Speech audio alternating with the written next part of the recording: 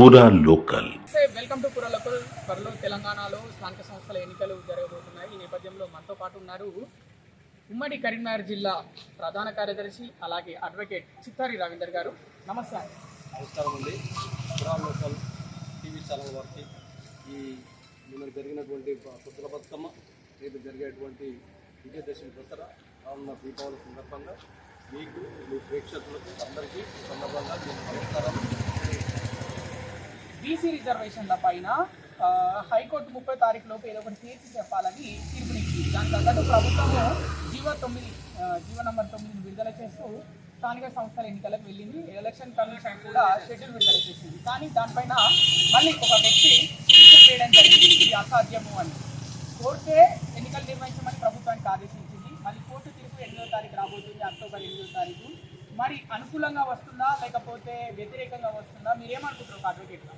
చూడండి, ఇప్పుడు ఉన్నటువంటి పరిస్థితుల్లో కూడా రాజ్యాంగంలో గవర్నర్కు ఒక ఆర్డినెన్స్ మీద 3 నెలల్లోపు సంతకం పెట్టాలన్నటువంటి ఒక నిర్ణయం తీసుకోవాల్సినటువంటి అవసరం.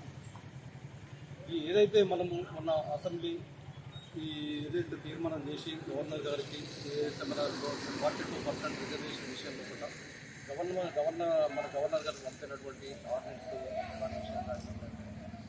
గవర్నర్ గారు మన సుప్రీంకోర్టు వేరే ఒక జడ్జిమెంట్ ఇచ్చింది. గవర్నర్ గారు ఏదైతే ఒక ఆర్డినెన్స్ పంపిస్తారో దాని మీద 3 నెలల్లో కూడా క్లారిటీ ఇవ్వాలి, లేకపోతే ట్రీట్మెంట్ చేసుకోవాలి. ఒకవేళ ఏది లేకపోతే మాత్రం దాన్ని అనుకూలంగానే గవర్నమెంట్ దాన్ని నిర్ణయం చేసుకోవాల్సినటువంటి ఉన్నది. సుప్రీంకోర్టు క్లియర్గా దాని మీద జడ్జిమెంట్ ఇచ్చింది. ఇప్పుడు మనకు దాదాపు ఇక్కడ స్టేట్ గవర్నమెంట్ అసెంబ్లీ తీర్మానం చేసి ఏకసభ్య తీర్మానం చేసి గవర్నర్ గారికి పంపించి దాని మీద దాని మీద ఎటువంటి ఆర్డినెన్స్ మీద ఇంకా ఉన్నటువంటి పరిస్థితులు ఒకటి ఏంటంటే ఇప్పటికీ చాలా రోజులు గడిచిపోయి ప్రజా సంబంధించినటువంటి ఏదైతే ప్రజాప్రభుత్వం ఉన్నదో ప్రజాప్రభుత్వంలో ప్రజలకు సంబంధించినటువంటి ఇవి లేకపోయేసరికి గవర్నమెంట్ ఎవరైతే అధికారుల మీద ఈ నడుస్తూ ఉన్నదో దానికి డెవలప్మెంట్ యాక్టివిటీస్ లోపల కూడా ప్రభుత్వం చేసేటువంటి కొన్ని పనులు ఏదైతే ప్రజలు చేస్తున్నారు. ఇమీడియట్గా దీనికి సంబంధించినటువంటి నిర్ణయం తీసుకోవాలనేటువంటి దాని మీద మళ్ళీ 42% గవర్నమెంట్ ఒకవేళ ఆర్డినెన్స్ చేసినా చేయకపోయినా పార్టీ పరంగా మేము మా యొక్క పూత తప్పకుండా మేము దీన్ని ఇస్తామనేటువంటి ఆలోచనతో గవర్నమెంట్ ఏదైతే ఆలోచన చేస్తుందో దాని మీద వాళ్ళు ఇచ్చేసుకుంటారు. రానున్న రోజులలో 8వ తారీఖు నాడు గవర్నమెంట్ మన కోర్టులో కూడా పెండింగ్ ఉందా ఏదైతే ఉందో దాని మీద కూడా గవర్నమెంట్ ఏదైతే వన్స్ ఒకసారి ఎలక్షన్ కమిషన్ డిసైడ్ చేసిన తర్వాత తీర్మానం అనేది దాని మీద ఆలోచన అనేది కోర్టు చేస్తుంది. కానీ ఒకసారి నోటిఫికేషన్ వచ్చిన తర్వాత దీని మీద కూడా హైకోర్టు కూడా ప్రజలకు సంబంధించిన విషయం కాబట్టి ప్రజలకు అనుకూలంగానే సానుకూలంగానే తీర్పు వచ్చే అవకాశం ఉంటుంది. దీన్ని కూడా ఎటువంటి మనం దాన్ని ఆలోచన చేయాల్సినటువంటి అవసరం లేదు. మీరు ఉమ్మడి కరీంనగర్ జిల్లా కాంగ్రెస్ పార్టీ ప్రధాన కార్యదర్శిగా ఉన్నారు. మరి వచ్చే స్థానిక సంస్థల ఎన్నికల్లో ప్రజలు మీకు ఎన్నుకుంటారు కాంగ్రెస్ పార్టీ? తప్పకుండా మీరు అడిగినటువంటి ప్రశ్నకు మా దగ్గర సమాధానం ఉంది. మీరు చూసిండ్రు గత 10 సంవత్సరాల లోపల తెలంగాణ రాష్ట్ర సమితి ఏదైతే ఎన్నో హామీలు ఇచ్చింది, దళితులకు 3 ఎకరాల భూమి అయిపోయింది, ఇంటికి ఉద్యోగం అయిపోయింది, ప్రతి ఇంటికి దాదాపు 2 పడగల ఇల్లుకు సంబంధించిన ఎన్నో ఆలోచనలు ఎన్నో దాంతో ప్రజలను మభ్యపెట్టి రెండోసారి అధికారం ఆ నిర్ణయాలకు వ్యతిరేకంగా ప్రజలు ఈసారి కాంగ్రెస్ పార్టీని 80% దీన్ని ఆ పార్టీని గద్దెదించాలి. ఏదైతే కాంగ్రెస్ పార్టీ ఇచ్చినటువంటి ఏదైతే నిర్ణయాలు తీసుకొని ప్రజల ముందుకు వస్తూ ఉన్నదో అది ప్రజలకు అనుకూలంగా ఉన్నది. కాబట్టి వీటి మీద మేము ఈ ప్రభుత్వాన్ని ఎన్నుకోవాలన్నటువంటి ఆలోచనతో ప్రజలు ఓటేసి కాంగ్రెస్ పార్టీ ఎన్నుకున్నారు. ఇదొక విషయం. ఇప్పుడు ఉన్నటువంటి విషయం లోపల ఒక మన నియోజకవర్గాన్ని చూసుకున్నట్లయితే కొద్ది సంవత్సరాలు మాకు చాలా మాకు ఇందుర్తి ఉన్నది. ఇందుర్తి లోపల మాకు కమ్యూనిస్టు ఉంది. కమ్యూనిస్టు వాళ్ళు మిత్రపక్షాలు కొన్ని వాళ్ళు చేసింది. మాకు తర్వాత కాంగ్రెస్ పార్టీ కొద్ది రోజుల తర్వాత ప్రవీణ్ రెడ్డి గారు, మన బొమ్మ వెంకన్న గారు, ఆ తర్వాత 10 సంవత్సరాలు అయిపోయింది. ఇప్పటి వరకు ఉన్నటువంటి దృష్టి మాత్రం ఎక్కడ ఇష్టపడి ఇప్పుడు ఉన్నటువంటి గడిచిన 27 నెలల కాలంలో కూడా హుస్నాబాద్కు మొట్టమొదటిసారి హుస్నాబాద్ నియోజకవర్గం రాష్ట్రం ఒకటి మనకు హుస్నాబాద్కు ఒక మంత్రి పదవి వచ్చింది. దానికి ఒక బాగా తెలంగాణలో కూడా పోరాటం చేసినటువంటి బిడ్డ, సెంట్రల్నే ఒక ఎంపీగా ఈ తెలంగాణ రావడానికి ముఖ్య కారకుడు అయినటువంటి ఒక బాగా యాక్టివ్గా ఉన్నటువంటి ఒక వ్యక్తి ఇక్కడ నుంచి పోటీ చేయడం, ఆయనకు మంత్రి పదవి రావడం, దాంతో హుస్నాబాద్కి ఇప్పటి వరకు నాకు తెలిసిన కాడికి అనధికారిక లెక్కలు కానీ అధికారిక లెక్కలు దాదాపు 1200 కోట్ల రూపాయల కన్నా ఎక్కువ ఈ నియోజకవర్గం మీద తీసుకురావచ్చు. అటువంటి పరిస్థితి తీసుకొచ్చింది.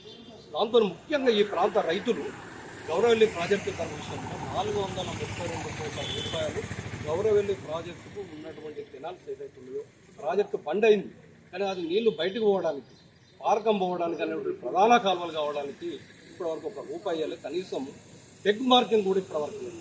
ఇప్పుడు పెగ్ మార్కింగ్ ఇవ్వకపోయేసరికి చాలా ఇబ్బంది అయ్యి ఆ ఏదైతే ఏరియాలో కాలువలు పోయేటువంటి ఏదైతే ఏరియా ఉన్నదో దానిలో కూడా రియల్ ఎస్టేట్ వాళ్ళు ప్లాట్లు పెట్టి ఇప్పుడు గవర్నమెంట్కి అది ఒక ఛాలెంజ్గా అయిపోయింది. అయినా కూడా వాళ్ళందరినీ కూకుండా పెట్టి ఏకాభిప్రాయం తీసుకొచ్చి ఇవాళ వాళ్ళందరికీ కంపన్సేషన్ కింద 432 కోట్ల రూపాయలు తీసుకొచ్చి మొట్టమొదటిసారి అన్ని పైసలు రావడం అందరూ దాదాపు ఏది మనం తీసుకొస్తాం, కానీ ఇప్పుడు పైసలు ఉండొచ్చి తర్వాత ఈ కాంప్రమైజ్కి వచ్చినటువంటి పరిస్థితి ఉన్నది. దానిలో కూడా ఇంత పెద్ద అమౌంట్ ఈ రాష్ట్ర ప్రభుత్వము ఆర్థికంగా ఇబ్బందులు ఉన్నా కూడా ఇన్ని అమౌంట్ తీసుకురావడం అంటే అదొక ప్రభాకర్ గారు మంత్రి గారు చేసినటువంటి నిర్ణయం ఇక్కడ ఈ ప్రాంత ప్రజలకు రైతులకు అందరికీ తెలుసు. మీరు అందరికీ తెలుసు అభివృద్ధి కార్యక్రమాలు బాగా జరుగుతున్నాయి హుస్నాబాద్ నియోజకవర్గంలో చేస్తున్నారు. అది ప్రతిపక్షాలేమో నిధులు అవకతవకలు జరుగుతున్నాయి, పొన్నం ప్రభాకర్ ఇక్కడ హుస్నాబాద్ నియోజకవర్గంలో ఎక్కువగా ఉండట్లేదు, హైదరాబాద్లోనే ఉంటున్నాడు, ఈ ప్రజలకు ఈ నియోజకవర్గ ప్రజలకు అన్యాయం చేస్తున్నారని ప్రధాన ప్రతిపక్షం బీఆర్ఎస్ అంటుంది, మరో ప్రతిపక్షం బీజేపీ అంటుంది. ఏం చెప్తారు? ఏదైతే ఉన్నారో వాళ్ళ ఆత్మ విమర్శ ఒక్కసారి మనం ఇది సంబంధం లేకపోతే ఎవరికి సంబంధం లేదు. మన దగ్గర హుస్నాబాదు ఏసీపీ డిపార్ట్మెంట్ ఒకటి ఉంటుంది, పోలీస్ డిపార్ట్మెంట్ ఒకటి ఉంటుంది. వారు మంత్రి గారికి ఎన్ని రోజులు హుస్నాబాద్లో ఒక సెక్యూరిటీ కింద క్యాంప్ ఆఫీస్లో వాళ్ళు ఉన్నారు అనేది చెప్తారు. ఎవరు చెప్పాల్సిన అవసరం లేదు. మంత్రి గారు రాత్రి వస్తాడు, 2 రోజులు ఉంటాడు, అక్కడ చేసేటువంటి గట్టిగా మూడు మంత్రి అంటే రాష్ట్ర మంత్రి హైదరాబాద్లో ఉండాల్సిన ఇక్కడ ఉండాల్సినంత అవసరం ఏమొచ్చి ఎంత అవసరమో రాష్ట్రంలో ఉండాల్సినటువంటి రాష్ట్రానికి మంత్రి మళ్ళీ ప్రత్యేకంగా ఇన్న దగ్గర ఉన్నటువంటి గొప్ప గుణం ఏంటంటే ఏ రాష్ట్రానికి మంత్రి అయినా ఫస్ట్ నా నియోజకవర్గం అనేటువంటి గొప్పగా ఆశించాడు.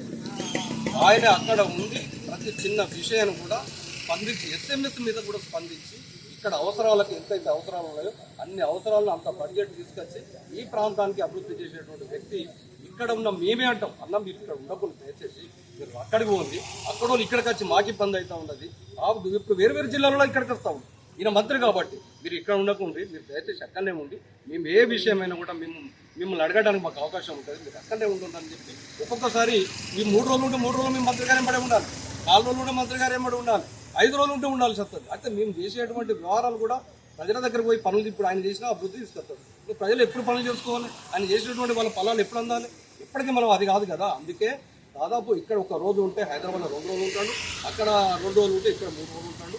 ఆయనకు హుస్నాబాదు హైదరాబాద్ కంటే నంబర్ ఆఫ్ టైం ఎన్నిసార్లు వచ్చిన కూడా లెక్కలేదు, ఒక లోకల్ అంతే. ఇక స్థానిక సంస్థల ఎన్నికల గురించి చర్చ నడుస్తుంది కాబట్టి కాంగ్రెస్ పార్టీకి ఇక్కడ తెలంగాణలో గ్రామాధ్యక్షులు లేరు, మండల అధ్యక్షులు లేరు, జిల్లా అధ్యక్షులు లేరు, అయినా ఏ భరోసా ఎన్నికల్లో గెలుస్తుంది అని అంటున్నారు. ప్రతి వార్డు నుండి హుస్నాబాద్ మున్సిపాలిటీ ఒక వార్డు నుండి ఇప్పుడు దాదాపు 18 బూతులు ఉన్నాయి, 20 వార్డు నుండి ప్రతి వార్డు లోపల కొన్ని బూతులు తీసుకుంటారు. ఇంకా మా ప్రజల దగ్గర కావాలని వార్డు వైపు తీసుకుంటే ప్రతి వార్డు నుంచి దాదాపు ఒక 11 దీనిలో మహిళా కమిటీలు ఉన్నాయి, యూత్ కమిటీలో మన దగ్గర స్టూడెంట్ ఆర్గనైజేషన్ కానీ యూత్ ఆర్గనైజేషన్ కానీ వీళ్ళందరికీ ఎలక్షన్ జరిగినాయి. దానికి మొత్తం ఒక బ్రహ్మాండమైనటువంటి దానికి ఒక బాడీ ఉంది రాష్ట్రంలో. ఇక్కడ చూసుకుంటే పాత మనకి ఏదైతే మన ప్రతి మండలంలో ఒక మండలాధ్యక్షులు ఉన్నారు, దానికి PCCకి సంబంధించిన కార్యవర్గంలో కూడా 2 కార్యవర్గ సభ్యులు ఉన్నారు. దీనికి ఎక్కడ కానీ మాకు ఇక్కడ వీళ్ళు అనేది లేదు. హుస్నాబాద్ టౌన్లో ఒక 3 దీనికి ఇన్వాల్వ్ చేశారు. ఒక 3 హుస్నాబాద్ టౌన్ కాంగ్రెస్లో కూడా 20 వార్డు మీద 3 రాజకీయాలు తీసుకోవాలి. ఈ 3 ఇంకొక 3 తీసుకోవాలి. 3 మీ మంత్రి గారి దగ్గర తీసుకోవాలనుకుంటే ఎక్కడ కానీ రాజకీయ విషయాలు కానీ పార్టీ అంతర్గత విషయాలు కానీ ఒక చిన్న మెసేజ్ పెడితే మొత్తం మాకు సంబంధించినటువంటి ప్రతి ఒక్క కార్యకర్త కూడా మాకు అందుబాటులో ఉంటాడు, మేము వాళ్ళకి అందుబాటులో ఉంటాం. కరోనా విషయంలో ఎక్కడ కూడా ఏం లేదు, అటువంటి కూడా ఏం లేదు.